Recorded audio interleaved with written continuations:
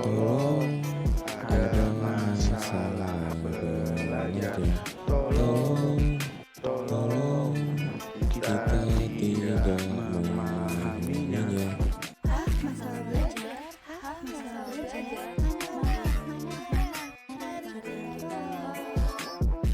Mari semua rekan dan kawan kita ketahui masalah belajar.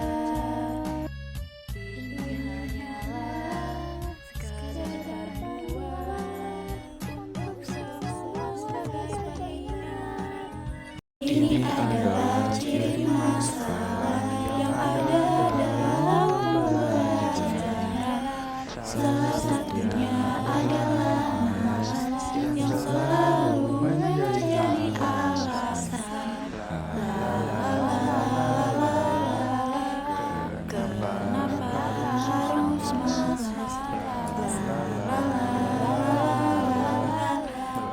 Belajar aja menyenangkan.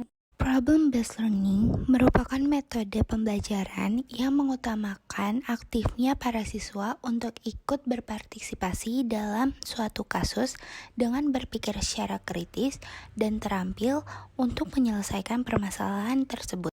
Fokus utama pada project-based learning merupakan proses yang dihadapkan pada suatu pencarian mengenai jawaban dari masalah yang dihadapinya. Hasil akhirnya bukan sebagai penentu salah atau benar karena sifatnya yang terbuka.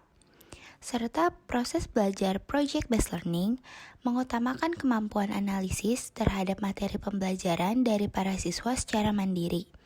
Pada intinya, metode ini mengarahkan peserta didik dalam mendapatkan ilmu baru menggunakan analisis dari berbagai pengetahuan untuk memberikan pengalaman belajar pada siswa. Lalu berikutnya ada pengertian problem based learning menurut beberapa para ahli. Di antaranya adalah menurut Dutch. Dutch menjelaskan bahwa problem based learning adalah sistem belajar yang menantang peserta didik dalam belajar mengenai cara belajar.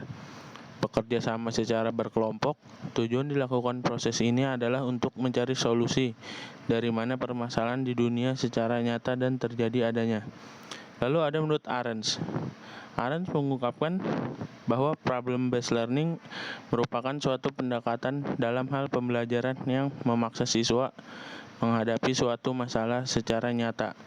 Kemudian dalam hal ini diharapkan siswa bisa menyusun pemahaman dan pengetahuannya sendiri, menumbuhkan karakteristik dan keterampilan guna meningkatkan kepercayaan diri. Lalu ada menurut Soimin. Problem-based learning menurut Soimin adalah cara mengenai bagaimana menciptakan suatu suasana belajar yang mengarah pada permasalahan sehari-hari. Tentunya dengan tujuan agar siswa yang belajar mendapat pengalaman bermakna untuk menjalani kehidupan. Lalu ada menurut Glaser. Glaser berpendapat mengenai problem-based learning merupakan salah satu dari sekian banyak strategi belajar, di mana seorang siswa yang secara aktif dipaksa menghadapi permasalahan kompleks dari situasi yang membutuhkan ketegasan dan keputusan secara nyata. Selanjutnya sejarah problem-based learning. Nah, problem-based learning ini pertama kali dikenalkan pada tahun 1969 dari sebuah sekolah kedokteran bernama McMaster University, Hamilton, Kanada. Baru setelah itu banyak sekolah hingga universitas di seluruh dunia yang memakai metode pembelajaran ini, dan sampai saat ini pun masih dipakai dan terus dikembangkan. Tujuan dari problem-based learning, yang pertama itu meningkatkan keterampilan berpikir secara kritis, yang kedua memberikan petunjuk untuk menyelesaikan permasalahan secara terstruktur sehingga menghasilkan hasil yang positif. Yang ketiga, membantu untuk memahami bagaimana peran orang dewasa dalam kehidupannya. Dan yang terakhir, yang keempat, memberikan dorongan untuk menjadi individu yang mandiri dan bertanggung jawab. Selanjutnya kita masuk ke sintak model pembelajaran problem-based learning, atau dapat dikatakan sebagai langkah-langkah model pembelajaran problem-based learning. Yang pertama itu menjelaskan orientasi masalah. Dalam tahap ini, guru terlebih dahulu itu memberikan pemahaman dan penjelasan mengenai tujuan dari pembelajaran tersebut. Hal ini dilakukan agar menumbuhkan motivasi belajar dari para peserta didik, khususnya pada proses pembelajaran RPP Problem Based Learning. Kemudian yang kedua itu mengorganisasikan peserta didik. Pada tahap kedua ini, guru akan mengorganisasi peserta didik ke dalam sistem belajar dengan cara memberi tugas setelah ditentukan topik dan penjelasan mengenai proses mengerjakan dan lainnya, sehingga hasil yang didapatkan juga sesuai dengan harapan. Yang ketiga, memberi bimbingan. Dalam tahapan ini, guru akan memberikan bimbingan pada setiap individu maupun kelompok.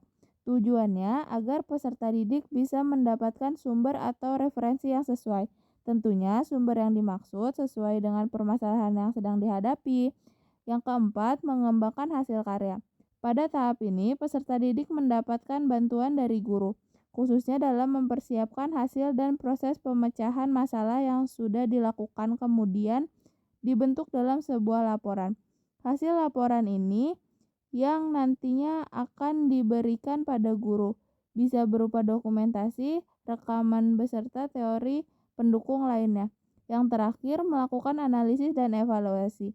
Dalam model problem-based learning, guru kemudian meminta para siswa agar merefleksikan serta melakukan evaluasi terhadap hasil yang diperoleh. Hal ini dilakukan dari sisi proses dan metode.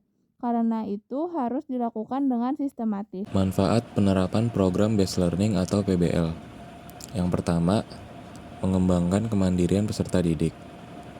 Peserta didik yang fokus dalam menyelesaikan masalah di PBL kemudian akan aktif berpikir kreatif dan mencari solusi terbaik secara mandiri. Maka PBL bermanfaat meningkatkan kemandirian mereka dan siap terjun di masyarakat sebagai pribadi yang dewasa. Yang kedua, mendorong partisipasi aktif. PBL mampu mendorong peserta didik lebih aktif ketika belajar di dalam kelas maupun luar kelas karena mereka akan berusaha segera memecahkan masalah, mempresentasikannya, dan siap berdebat. Yang ketiga, mengembangkan berbagai keterampilan. Menyelesaikan suatu masalah tidak cukup hanya paham teori, melainkan bisa mempraktikkannya langsung. Beberapa masalah membutuhkan alat bantu, maka banyak keterampilan bisa ikut terasa saat PBL diterapkan. Yang keempat, membentuk penghargaan intrinsik. Lewat metode PBL, maka penghargaan kepada prestasi peserta didik tidak hanya sekedar nilai akademik, melainkan memberikan penghargaan intrinsik. Misalnya puas berhasil menyelesaikan masalah, puas bisa mempresentasikan solusinya, dan lain-lain. Kelebihan problem-based learning. Kelebihannya yaitu peserta didik dilatih untuk bisa selalu menggunakan pikiran agar kritis dan bisa terampil dalam menyelesaikan suatu permasalahan. Yang kedua ada agar dapat memicu adanya peningkatan aktivitas dari peserta didik di dalam kelas dengan pembelajaran sambil mempraktekkan. Yang ketiga ada adanya sistem pembelajaran ini membuat peserta didik agar terbiasa untuk belajar tetapi menggunakan sumber yang relevan. Dan yang terakhir ada suatu kegiatan pembelajaran secara lebih kondusif dan efektif. Hal ini muncul karena peserta didik diwajibkan untuk aktif. Problem-based learning memiliki kekurangan. Yang pertama, tidak semua materi yang dipaparkan dapat menerapkan sistem yang diberikan. Lalu, memiliki waktu yang cukup lama untuk menyelesaikan pembelajaran ini. Berikutnya, apabila tidak terbiasa melakukan analisis suatu permasalahan, maka sulit untuk mengerjakannya. Dan yang terakhir, sulit untuk mengondisikan pemberian tugas.